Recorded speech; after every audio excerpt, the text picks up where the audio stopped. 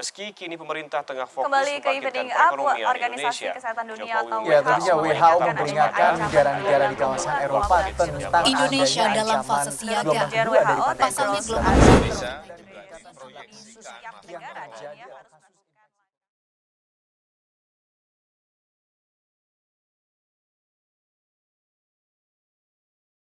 Halo semuanya, selamat pagi, siang, sore, malam, atau apapun itu saat kalian nonton video ini. Nah, sebelumnya perkenalkan kami dari kelas Pancasila dari kelompok 6 yang beranggotakan ada saya, ada Lulu, ada Esya, ada Vira, Jojo, Nisa, ada Alia, Firman, Stephen, dan juga ada Alma. Nah, sebelumnya semoga teman-teman semua yang nonton video ini semoga selalu diberi kesehatan dimanapun dan kapanpun.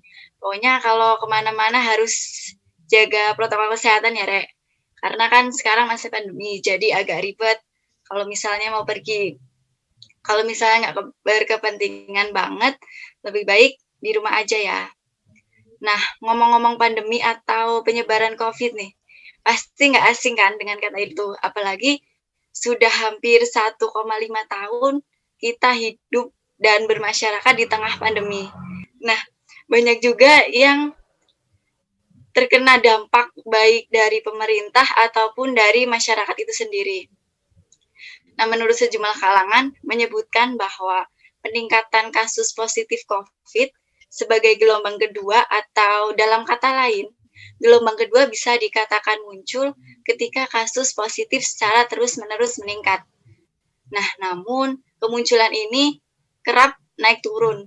Kita kan sudah tahu sudah melihat bahwa grafik penyebaran atau virus COVID ini naik turun di berbagai daerah. Nah, kasus ini juga terjadi di beberapa negara, khususnya di bagian Amerika Serikat. Nah, untuk menyebut sebuah gelombang telah berakhir, penyebaran virus corona harus dikontrol dan jumlah kasusnya harus benar-benar turun. Jadi nggak ada yang naik, harus selalu relatif turun. Apakah gelombang kedua pandemi ini bisa dihindari dan apa sih penyebab dari munculnya gelombang kedua pandemi ini? Nah, untuk menemukan jawabannya, kami membuat poster dengan judul Antisipasi Gelombang Kedua Pandemi. Dan buat kalian yang tertarik atau pengen lihat lebih dalam mengenai antisipasi gelombang kedua pandemi, boleh ditonton video ini sampai selesai ya, Rek. Enjoy. Halo semuanya, di sini aku akan menjelaskan tentang kondisi saat ini di Republik Indonesia dan Badan Nasional Penanggulangan Bencana didapatkan penurunan kasus COVID. Meskipun jumlah infeksi saat ini terus mengalami peningkatan, tetapi jumlah kasus positif dan kasus kematian tidak mengalami peningkatan yang tajam. Selain itu, kemampuan para petugas untuk melakukan pemeriksaan COVID-19 dan menjaga jumlah infeksi juga telah mengalami perbaikan yang berarti mendekati standar WHO. Artinya, data kasus saat ini menunjukkan gambaran kondisi yang lebih baik tentang bagaimana virus menyebar. Ya, selanjutnya aku akan menjelaskan tentang peringkat Indonesia di dunia, Asia, dan Asia Tenggara. Jadi saat ini Indonesia memasuki posisi 23 dunia setelah sebelumnya berada di 20 besar dunia. Itu artinya Indonesia mengalami penurunan angka terkonfirmasi COVID-19 di kancah dunia internasional.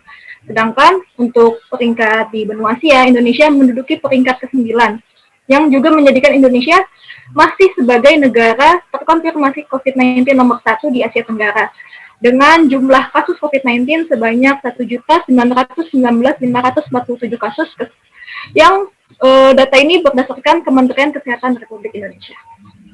Selanjutnya, saya akan menjelaskan tentang penyebab adanya gelombang kedua. Dilansir dari Kompas.com pada tanggal 22 Juni 2020, akademisi di University of Warwick menjelaskan bagaimana suatu gelombang telah berakhir. Gelombang telah berakhir jika penyebaran virus corona dapat dikontrol dan jumlah kasusnya harus benar-benar turun. Sedangkan gelombang kedua bisa dikatakan muncul saat jumlah kasus positif virus corona terus mengalami peningkatan.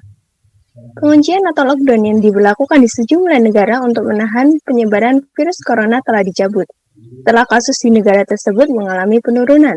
Namun, kondisi ini telah memunculkan kekhawatiran terhadap gelombang baru infeksi yang mungkin terjadi. Apalagi dengan masih adanya masyarakat yang tidak patuh terhadap protokol kesehatan.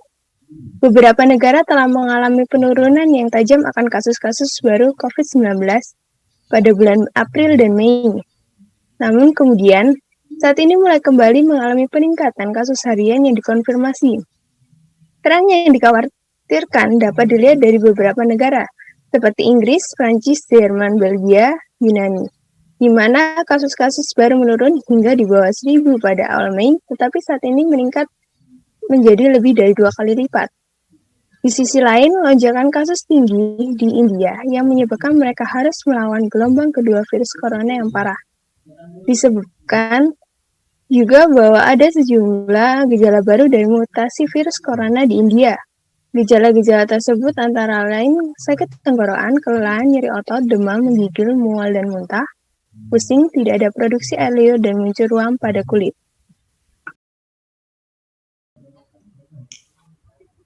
Pada gelombang kedua pandemi ini, banyak negara yang mengalami adanya gelombang kedua pandemi COVID-19 ini. Di antaranya yaitu ada negara Inggris, Prancis, Jerman, Belgia, dan Yunani. Banyak negara Eropa yang kembali menghadapi gelombang baru COVID-19. Gelombang baru COVID-19 dikhawatirkan lebih buruk dibanding gelombang pertama COVID-19. Seperti yang dialami Prancis dan Jerman, negara tersebut memilih kembali lockdown, menilai gelombang COVID-19 lebih berbahaya. Prancis mulai melakukan lockdown pada Jumat pekan ini, sementara Jerman akan menutup bar, restoran, dan teater mulai 2 hingga 30 November mendatang.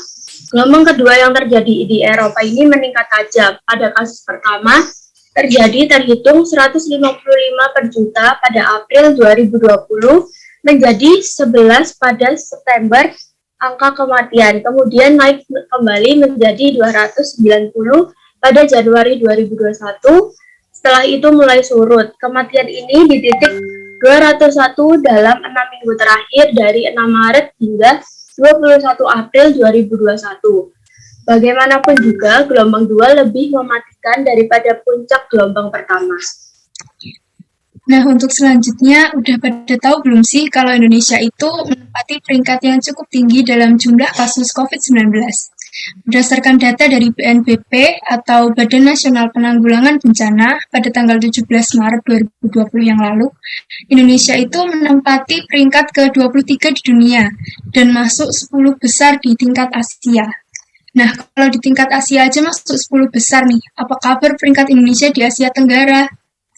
Nah, didukung dengan data dari Kementerian Kesehatan Republik Indonesia pada bulan Juli, Indonesia menempati peringkat teratas atau peringkat pertama di Asia Tenggara dengan jumlah kasus COVID-19 terbanyak. Nah, data ini dianalisis menggunakan model analisis triangulasi, yaitu peneliti menggabungkan data yang sejenis dan membuat simpulan, lalu dijadikan narasi yang dapat memudahkan pembaca dalam memahami setiap informasi yang diberikan. Oke, nah selanjutnya kan apa sih manfaat dari publikasi data ini? Oke, saya akan menjelaskan manfaat-manfaatnya, yaitu pertama, masyarakat jadi lebih mengetahui negara-negara yang mengalami pandemi gelombang kedua. Terus masyarakat jadi lebih waspada terhadap virus COVID-19 dan akan mematuhi protokol kesehatan lebih serius. Kemudian masyarakat akan memahami langkah-langkah untuk mengantisipasi pandemi gelombang kedua. Terus masyarakat mengerti kondisi COVID-19 terkini di Indonesia, dan kemudian masyarakat memahami bahwa kerjasama dengan menaati aturan yang ada akan mengurangi peluang terjadinya pandemi gelombang kedua di Indonesia. Yang selanjutnya, dari manfaat publikasi data pada poster sebelumnya, bahwa ada hubungan dari publikasi data tersebut dengan beberapa sila Pancasila. Apa saja hubungannya itu? Yaitu kemanusiaan yang adil dan beradab, di mana warga negara diminta untuk memahami bahwa setiap manusia memiliki derajat yang sama, saling menjaga, dan mengantisipasi agar pandemi COVID-19 gelombang 2 tidak terjadi, serta bekerja sama demi kedamaian negara. Dan juga terdapat sila persatuan Indonesia, di mana warga negara harus menempatkan persatuan kesatuan, dan kepentingan negara dari kepentingan masing-masing, serta sila keadilan sosial bagi seluruh rakyat Indonesia, di mana warga negara mengembangkan perbuatan luhur dengan cara kekeluargaan, semangat gotong royong, dan bersikap adil. Selain itu, warga negara juga harus dapat menyeimbangkan antara hak dan kewajiban dirinya sendiri dan orang lain. Nah, dari pembahasan tadi cukup menarik ya teman-teman. Banyak sekali reminder buat kita, bahkan pemerintah, agar lebih mengantisipasi munculnya gelombang kedua pandemi. Namun, ada beberapa jalan yang dapat kita tempuh untuk menghindari gelombang kedua pandemi. Nah, yang pertama, menjaga dan screening mobilitas masyarakat ketika keluar masuk Indonesia. Yang kedua, menghindari kunjungan dari negara Eropa atau negara yang mengalami musim dingin. Yang ketiga, kerjasama dan komunikasi pemerintah dengan masyarakat harus tetap dijaga. Dan yang terakhir, disiplin menerapkan protokol kesehatan atau melalui budaya 3M. Maka dari itu, kita sebagai warga negara yang berpendidikan, sebagai mahasiswa tentunya harus tetap berusaha untuk membudayakan dari pola 3M, yakni memakai masker, jaga jarak, dan lain-lainnya. Karena itu, terima kasih ya teman-teman sudah mau nonton dan menyimak dari hasil pembahasan kita tadi. Sampai jumpa di kesempatan yang lainnya.